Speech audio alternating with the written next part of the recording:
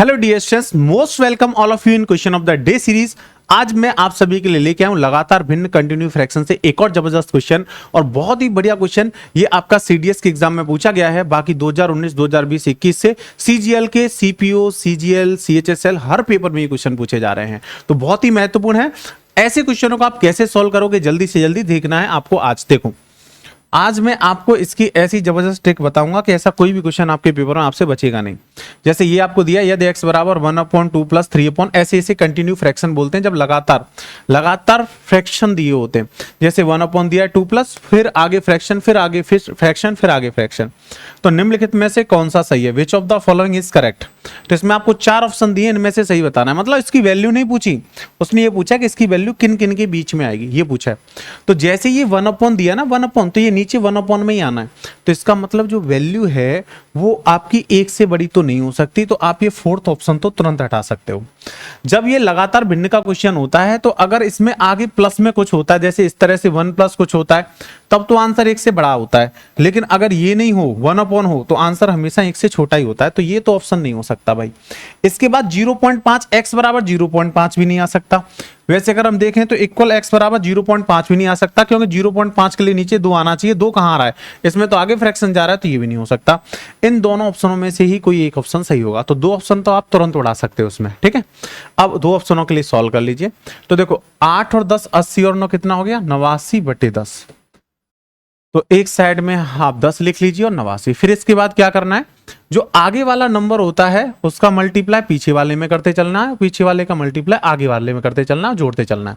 तो आपने यहां तक सॉल्व किया। आप देखो, अब 6 का मल्टीप्लाई तो करना है आपको पीछे वाले में, और 7 का मल्टीप्लाई आपको करना है आगे वाले में। तो 7 और 10 कितना हो गया? 70 प्लस 6 9 54 4 5 48 और 5 53। तो 4 7 3 10 0 1, ये हो गया 604। तो ये अगला टर्म आ जाएगा 604। तो अगला टर्म कितना आ जाएगा आपका? 604। इसी तरह से ये प्रोसेस आपका आगे बढ़ता रहेगा। ये तीसरा टर्म हो गया। और कितने टर्म लिखने हैं उसके लिए फ्रैक्शन काउंट कर लो। 1 2 3 4 5 टर्म लिखने हैं आपको। अगर आगे प्लस होता तो 6 लिखने पड़ते, एक एक्स्ट्रा, ठीक है। अब उसके बाद फिर आगे चलिए, फिर आगे चलेंगे तो भाई 4 और 5 है, तो 4 का गुणा करेंगे यहां पर पीछे वाले में, और 5 का गुणा करेंगे आगे वाले में। तो 5 9 45, 5 4 40 और 4 44। 4 का गुणा करेंगे 4 4 16, 6 4 24। दोनों को जोड़ दीजिए, प्लस कर दीजिए। तो 6 और 5 11 1 6 2861। तो यह आ जाएगा आपका 2861।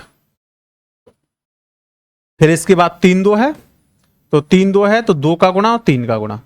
2 का गुणा कर दीजिए इसमें और 3 का कर दीजिए इसमें। तो 3 का इसमें करेंगे तो यह आ जाएगा 1812, और 2 का इसमें करेंगे तो 2 1 2 6 दूनी 12 2 1 56 और 1 57। दोनों को जोड़ दीजिए, 4 3 8 7 15 5 1 6 और 1 7, तो 7534। तो ये हो जाएगा 7534। अब देखिए आप 1 2 3 4 5 हो गए। तो जब यहां पर आगे प्लस नहीं होता है तो हमें जो फ्रैक्शन होते हैं 1 2 3 4 5 ऐसे काउंट कर लेना है, और अगर आगे प्लस हो तो एक बार एक्स्ट्रा, मतलब 6 बार करना है। तो यहां पर एक बार एक्स्ट्रा नहीं है, बटे में है। तो बटे में है तो छोटा वाला, बाद वाले दो देखो 1861 और 7534 आ रहे हैं। छोटे वाले को बड़े वाले से डिवाइड कर दो, तो आंसर आ जाएगा 2861 बटे और 7534।